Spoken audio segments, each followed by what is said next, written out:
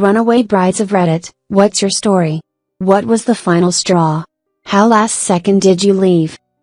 I was a fiancé to this orthodontist named Barry, and it was until the day of the wedding, I started taking a peep at my presents and I saw a little gravy train. I studied that small gravy boat down to every detail. Then it hit me, I was more interested in the boat than Barry, so I just ran. I had nowhere to go but a small coffee shop near Central Park, called Central Perk. Make sure you subscribe and hit the bell icon, so you never miss any of our videos. Had a friend that didn't know she was the bride until she was halfway down the aisle. Her parents had arranged a marriage for her, common in her culture, and had told her that the family had all been invited to a cousin's wedding. My friend was told everyone was going to be wearing white for whatever reason, I don't remember. They arrived at the church just before the bride was scheduled to walk down the aisle. My friend, thinking they're late, wanted to slip in and stay in the back. Her father, however, takes her arm and they start walking up the aisle. It isn't until they're halfway up that she stops and realizes everyone is looking at her and smiling and crying tears of joy. She turned to one of her aunts in the pew next to her and asked them who was getting married. The whole church went silent, and then the aunt looked at my friend's father and said, "You can't be serious. You planned a wedding for your daughter and just expected her to go along with it? Have the two of them even met? Did you seriously think this would work?" The whole room was them chattering about them, and the father just cleared his throat and told his daughter to keep walking. Luckily the aunt grabbed my friend first and pulled her into the pew, pushed her past the row of people, and they both ran out of the church. Her parents disowned her after that and she moved in with that aunt. Not me but my mother.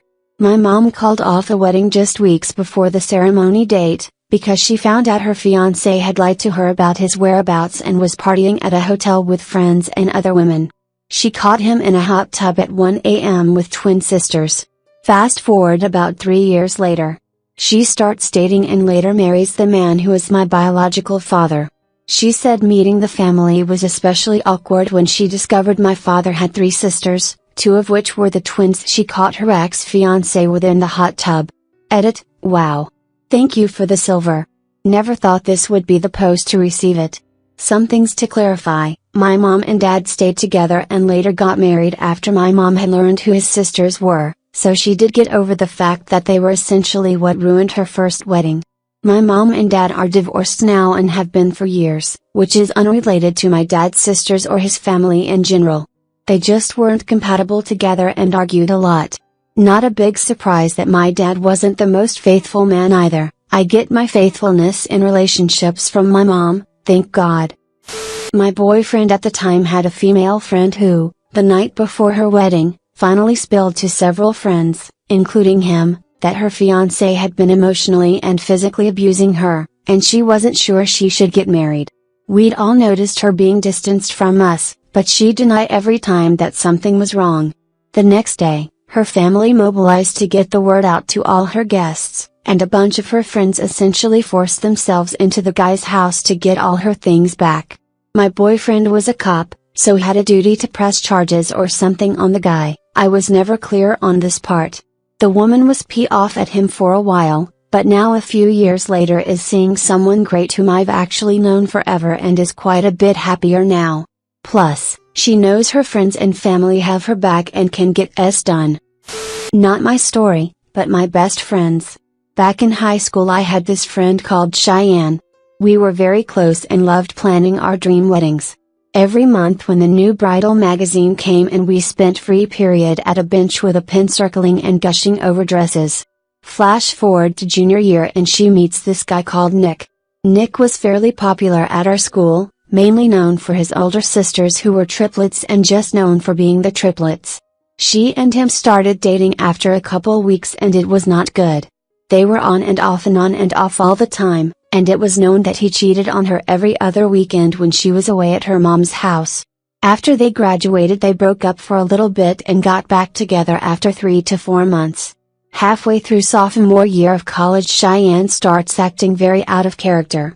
She started drinking pretty heavily and due to that we got in a fight and didn't speak for a year. When we did it was because she found out she was pregnant with Nick's baby, and they were planning to get married. I was ecstatic and soon we regained our original closeness. I was going to be her mo and they were going to have a beautiful wedding in the mountains. Day of Cheyenne seemed shaky and odd. She insisted she was fine, but I kept an eye on her. 15 minutes before we're scheduled to walk down the aisle I run outside real quick to see where Cheyenne was because she had stepped out and no one knew where she was. I get to the road close by and see a little pair of heels by. I leave the shoes in case she was planning on coming back and go tell the DOC. Ceremony gets put on hold and we're all looking around for Cheyenne, and I see Nick get really angry and hear him mutter that damn bitch when I get my hands on her. Now I don't know what the hell to do. I'm getting concerned for Cheyenne, worried she fell down the hill or something, so we have people looking all around. I smell something fishy and think that maybe she ran off, considering their past and what I just heard Nick say.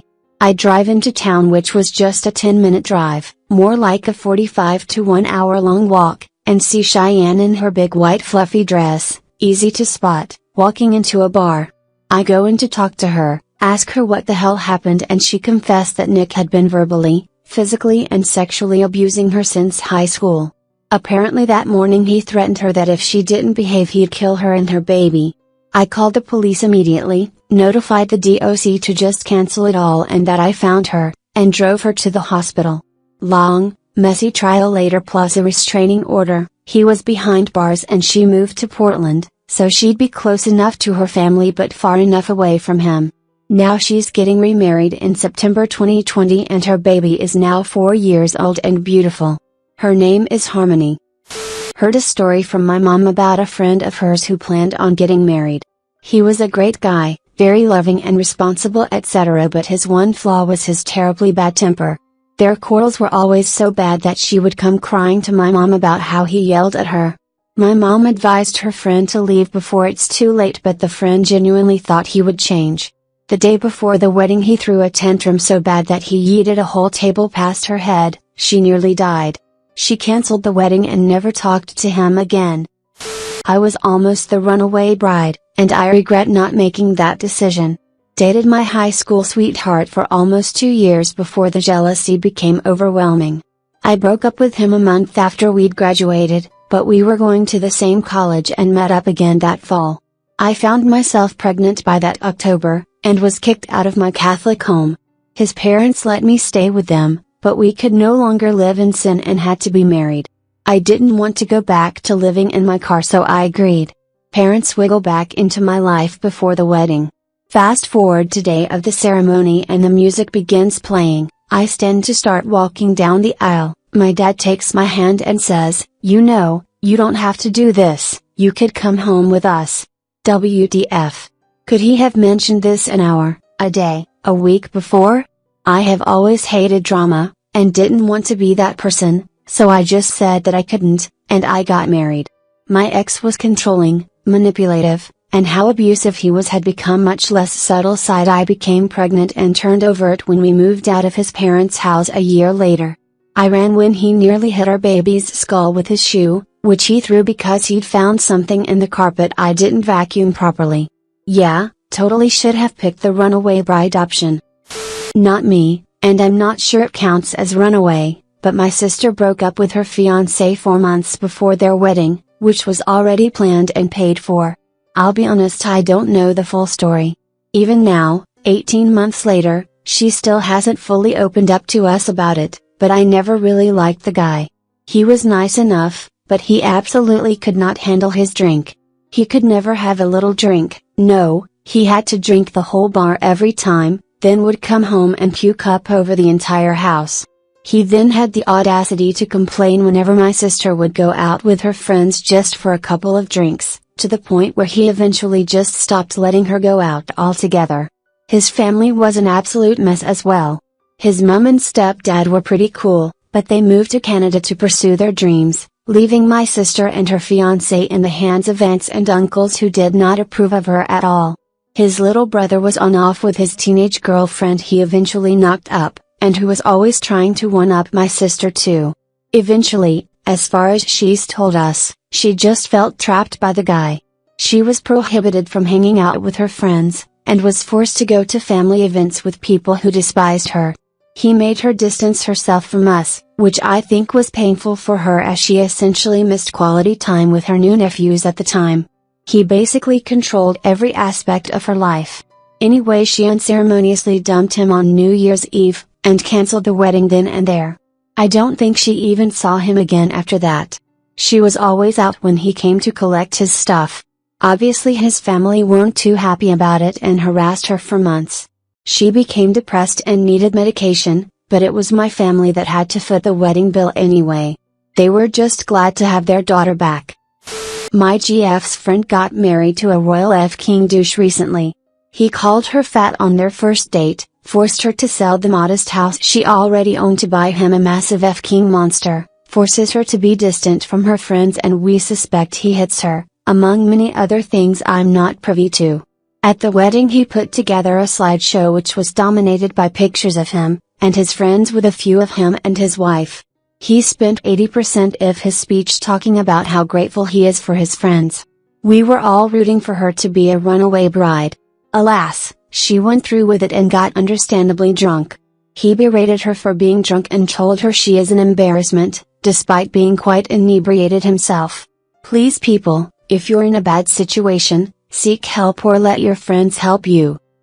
My dad was a runaway groom. Broke it off 3 days before the wedding. Mid-1970s, so he was in his early 20s.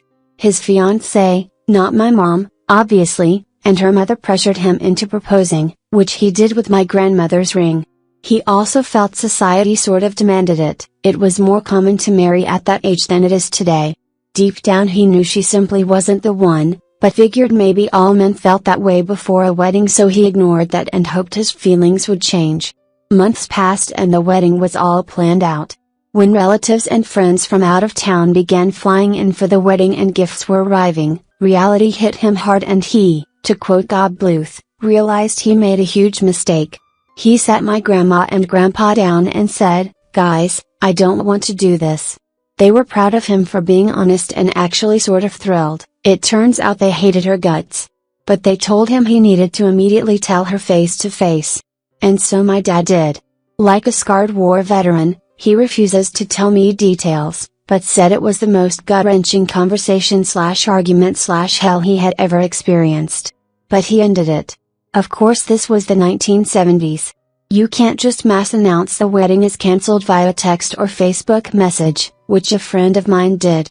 My dad took the responsibility of calling every single invited guest to tell them the wedding was off. Even more, he personally returned gifts to the people who sent them. His fiancée sold my grandmother's ring. A woman I briefly dated was a runaway bride. Her ex never hit her but constantly belittled her and was basically emotionally abusive. Your standard kit. Telling her she was lucky he wanted her, that she could never find anyone better, that she was ugly but he dealt with it, etc. etc. etc. She was a smart kid, was a medic in the military, saving dozens of lives in Pakistan, but emotionally manipulative people can get anyone if given enough time, and he got her.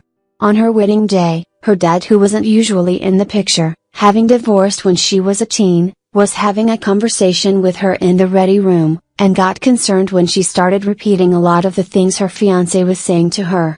She said that she was mid-sentence when he stood up and said let's go to Dairy Queen out of the blue. When she was little they often went to DQ and talked over ice creams. She took a second, agreed, and they left to go to DQ, but he drove 3 towns over and they sat and talked over ice cream for hours, while her phone rang the battery dead in the car. She said she felt like a huge weight was lifted, and felt bad that her friends and family were waiting for her, but they would all understand later. He eventually went back to the church and told the bridal party it wasn't happening, and got his buddies to come and move all her stuff out the next day. She said that while her dad wasn't the best father in her teens, he was the best dad anyone could ask for that day. We dated for a couple weeks before we figured out we weren't a good match. We parted amicably, but I haven't talked to her since. Runaway child bride? Anyway, when I was about 12 years old, smartphones became a thing. I started talking to a man online. He promised to take me away from my family. We talked every single day and late into the night. We loved each other about as much as a 12-year-old could live a 40-year-old man. He told me he'd make me a mother of many kids and planned to get me pregnant as soon as possible. One day he drove down from Tennessee to pick me up. He was outside my house waiting for me. I put on my favorite white dress and went out to meet him. Then I froze. My mom had just had yet another baby. I started thinking about all that I've missed out on. Then growing up. Finishing high school. I went back inside and never saw him again.